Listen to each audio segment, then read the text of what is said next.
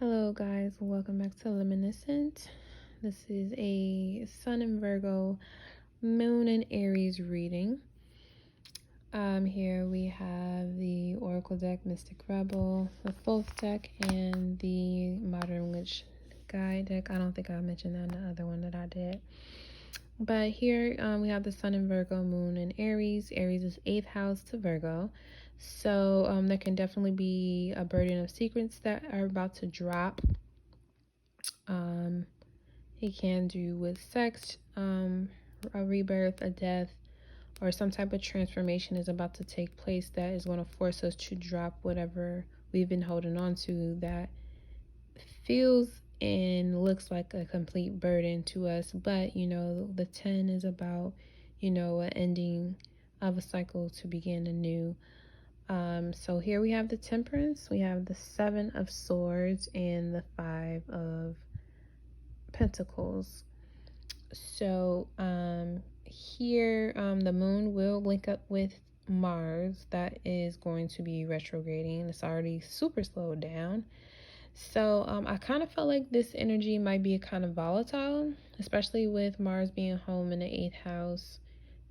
With this transit, we might find something very practical, or at least we thought was pretty practical and stable, completely transform our lives. And of course, it's for the better with the Lovers being here. Temperance is about us finding balance within our experiences. And with the Lovers here, this Gemini card, the 6 energy here, Venus, of course, with finding our balance in the experience that may be kind of volatile, or going through transformations of any kind, that we can't. Transformations, there are things that we have to go through that will change us forever emotionally, and that we can't go backwards to. So we got some type of angelic support. We have to heal through this change and transformation. That, of course, here is about being connected and balanced in the mind and the heart with Gemini here.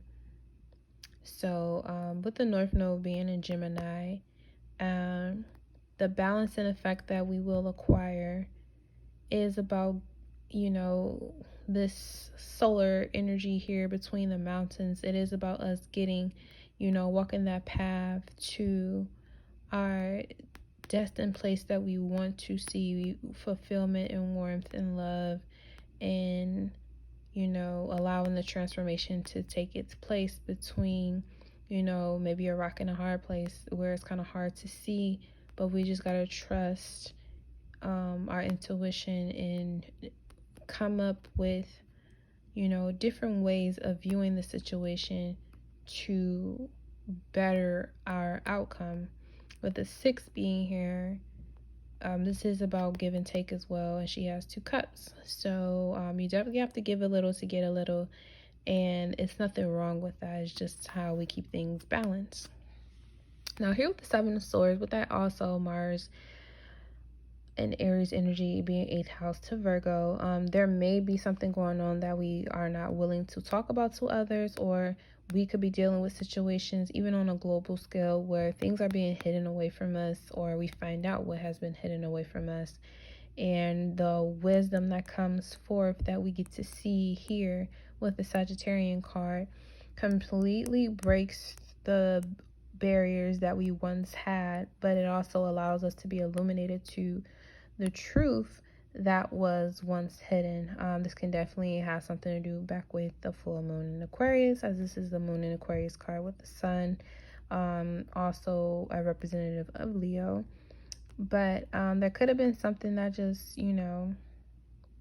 happened back then that we're finally starting to understand what really was going on, and it's a breakthrough.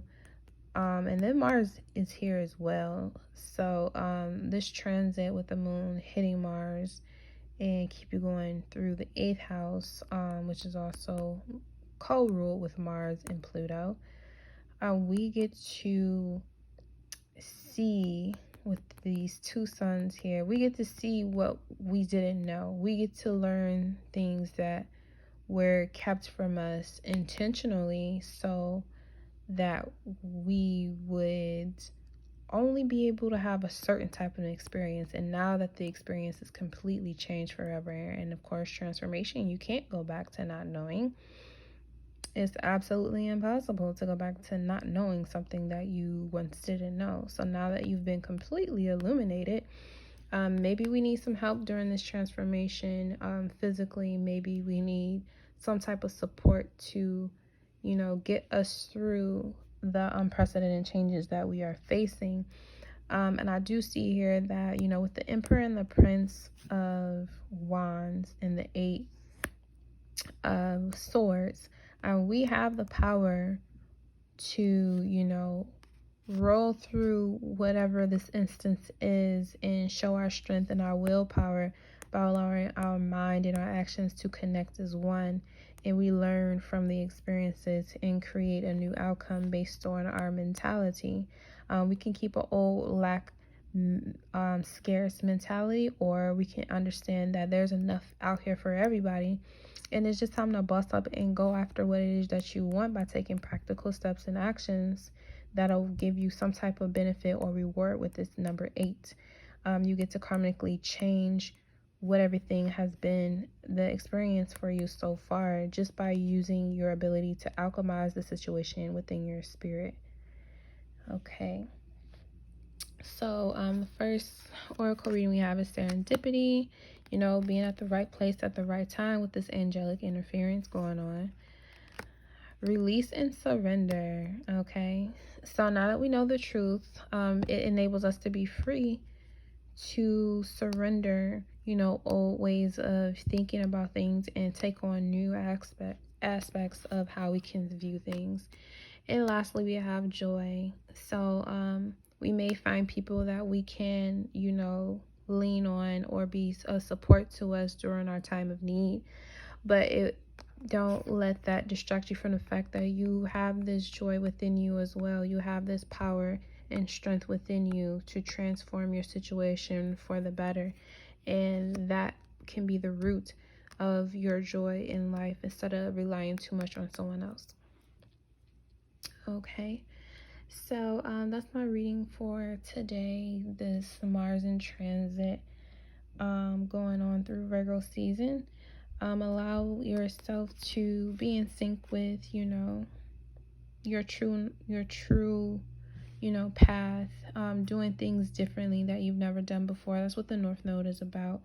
Allowing ourselves to be in a position to, although it may feel kind of awkward or it may feel like, something has got to give, and we release that, burden.